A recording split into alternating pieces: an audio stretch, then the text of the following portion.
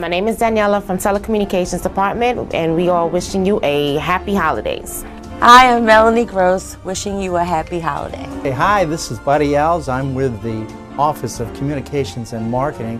Season's greetings and a happy new year. Hi everyone, it's Reagan Farley.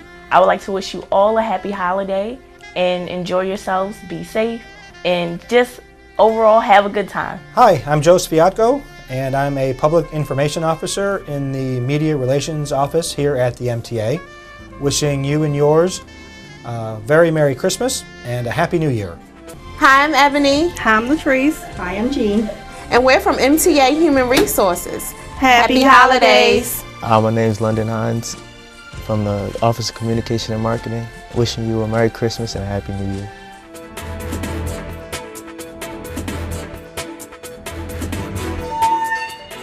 Are you interested in working in transit? If so, the MTA is currently looking to fill a number of employment positions which you, a family member, or a friend may want to apply for. Joining us with a look at these jobs is MTA Director of Human Resources, Cystale Dunham. Welcome to the show, Cystale. Hi, Joe. How are you? Everybody likes you. You're the Director of HR. Sometimes they do. The most important person. Folks, this is the person. You're looking for a job. She knows what you need to do. So tell us, what's the mission of your department? Because you really are one of the most important departments at the MTA. What is your mission? Well, primarily we are responsible for for the agency as far as hiring, right. Maintaining and recruiting and getting the best qualified candidates, retaining our well-qualified candidates that we have here, employees that we have, well-performing employees, as well as making sure that our workforce is well-trained and that they're healthy. Yes. We have a number of wellness initiatives that we're getting ready to undergo.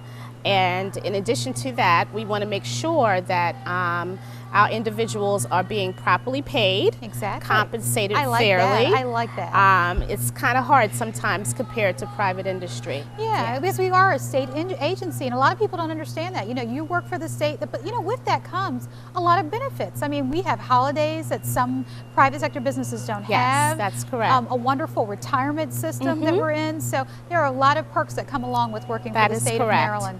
And making a career in transit. Now, how many people staff human resources? Because it just based on the things you said, training and wellness and health and all those great things and retention, how many people work under the auspice of human resources? We have about 40 employees, yes. And so those 40 employees are responsible for all those many programs, and MTA is over 3,000 employees, am I correct? That's correct. That's a great deal of a workload for you guys. It is massive. And when you talk about the vacancies that MTA has, are these only technical positions or bus operators, or these are varied positions, everything even from maybe even administrative work? Yes. We advertise and recruit for executive level positions, as well as far down as clerical level positions, technical jobs, administrative jobs. It's the whole gamut. That's amazing. Now, are there any hot button jobs right now that you guys really are out there actively seeking employment? Yes. As you know, the MTA is expanding its services with a purple and a red line. Yes. We're looking for project directors. It's a highly paid job, but we are requiring extensive experience, at least 10 years in project management, project construction, etc., and at least a bachelor's degree. Now, where can people find out this information about the jobs that are advertised? I know they can come to our website, but where else should they be looking for these jobs? You can go on the Department of Transportation's website, which is the same as MTA's, www.mta.maryland.gov. The MDOT website also has our jobs posted, in addition to other Department of Transportation jobs, which is www.mdot.maryland.gov. Wonderful. But we also advertise in major newspapers. We advertise online on a number of internet websites, professional websites, as well as the general for Career Builder, etc. And what are the office hours? Because one of the things that people like to do is they come down to our office at 6 St. Paul Street. And what floor is your office located on? We're on the 5th floor. And what are the office hours that people can come and physically pick up the applications? The best time to come to the William Donald Schaefer building is between the hours of 9 and 4 p.m. If you want to complete an application, drop off a resume, drop off of an application, it's best to come during that time frame. If you wait exactly at 5 o'clock, you might not get your application in on time. So we say give yourself a window, come between the hours of 9 and 4, Monday through Friday. And when they go online or they come to the office, will those specific jobs have the salary range? Yes. Some just general information about the responsibilities. They can get all That's the correct. details on that. That's correct. Okay, and are there positions that are currently open that are more technical, things related to, I guess, maintenance or things of that nature, technical fields, electricians? Yes. We have so many. I can't tell you off the top of my head what they are. And you don't have to have a transit background. I mean, that's the thing we want to stress. You That's don't have correct. to have had a transit background to apply for these positions. Yes, that is correct. One thing I do want to say, we are stressing the importance of getting our veterans Yes. into the workforce, those who are coming back from war, from Afghanistan and so forth. And we have a number of veterans out there that could easily apply for these jobs and get them qualify. and qualify because Certainly. of their backgrounds. Electricians, engineers, repairmen, mechanics, Certainly. heavy equipment operators. They have CDL licenses already. Yeah. So we are really looking for our veterans to apply for our jobs at MTA. And we'll stress that, so we'll make sure we put that information on our website. And I thank you so much for joining us today. Thank you, You know, Joe. whenever you come here and you talk about job openings, wow, we can make all the time in the world for you to come and talk with us. Oh, no You've problem. got to come back again soon. I'll do that, and have a happy holiday. Happy holiday to you Okay. also.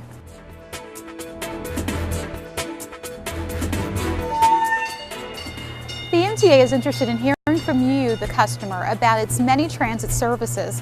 Commuter Connections recently took to the streets for your comments and questions. And here to answer your questions is MTA Director of System Engineering, Vern Hartsock. Hi, Vern. How are you? Hi, Joanna. Welcome back to the show. Thank you. I think you may hold one of the records for visiting me the most on this show. It's always a pleasure to come. You and Henry K. are in We're in contention. competition. I know, but I think Henry's got you beat by at least 2.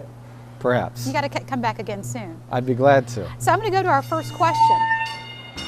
My name is Charlie Goldberg. I'm from Atlanta, Georgia. I take the light rail up here from the airport, and I notice sometimes going south, the service is a little bit long of a wait, and I'm wondering if the frequency of service to the airport could be improved. So the customer is asking about improving or increasing the frequency of light rail trains. What do you know about that? That presently can't be done, Okay. but it may be possible in the future.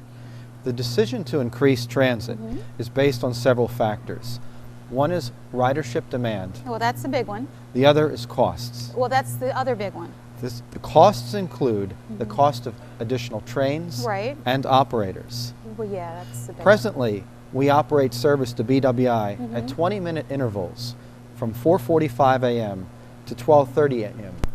on weekdays, Okay. with slightly less service on the weekends. But wait, are you talking about those 20-minute? That 20-minute is from which points? That's just every 20 minutes or Every so that 20 minutes. something's going there. Okay. That's right. But at this point, there aren't any immediate plans to increase the service. We will continue to monitor the Okay. ridership demand for the BWI airport, as well as all of our transit modes. Okay. And if future increases in ridership demand occur, the level of service to the airport will be reevaluated. That sounds great. And our next question? Hi, I'm Mike Fox from Towson. I'm a regular rider on the MTA and the Metro. I'd like to ask that the MTA provide notices at the stations when there's a problem with the service so that we can make adjustments or decide how to change our plans. Thank you. So the customer has a question about MTA making announcements at light rail. Now, I could be wrong, but I thought there were some plans underway to kind of improve or enhance the audio at the light rail stations. What do you know about that?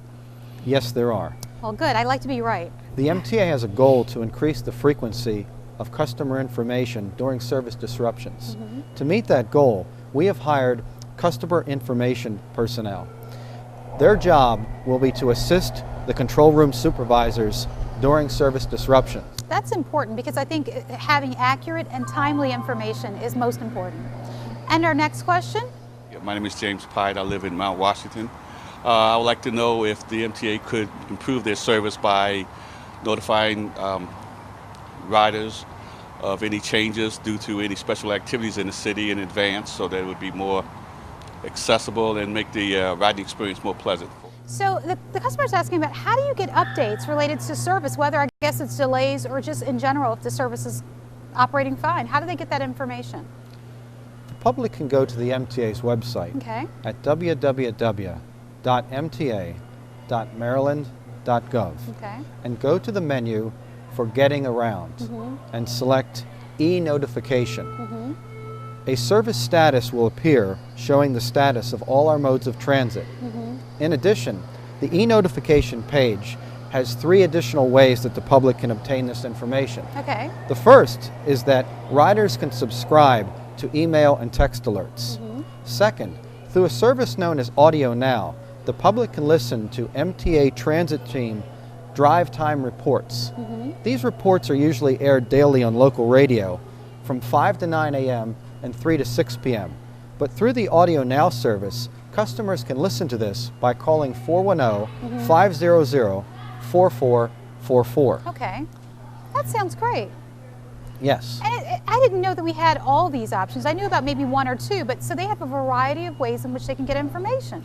That's true. And in addition to this, the public can obtain this information through social media, including Facebook and Twitter. That's right. And as always, the public may call the MTA Transit Information Center at 410-539-5000. Well, that's Old Faithful. If all else fails, dial the customer service line. Absolutely. Sounds great. And our next question?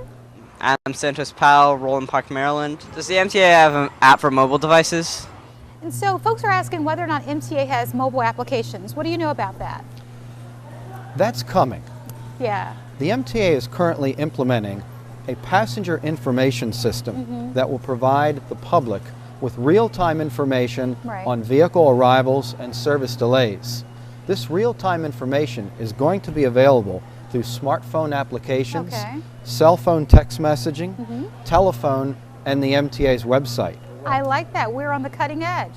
And our next and last question is one we received by email from a Jeremy Carmichael of Ruxton.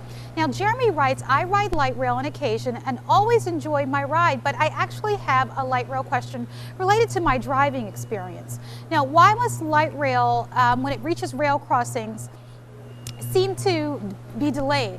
Why does the gates come down so far in advance of arrival of cars? There are times I wait at the crossing for a train that arrives much later than the gate arm activation.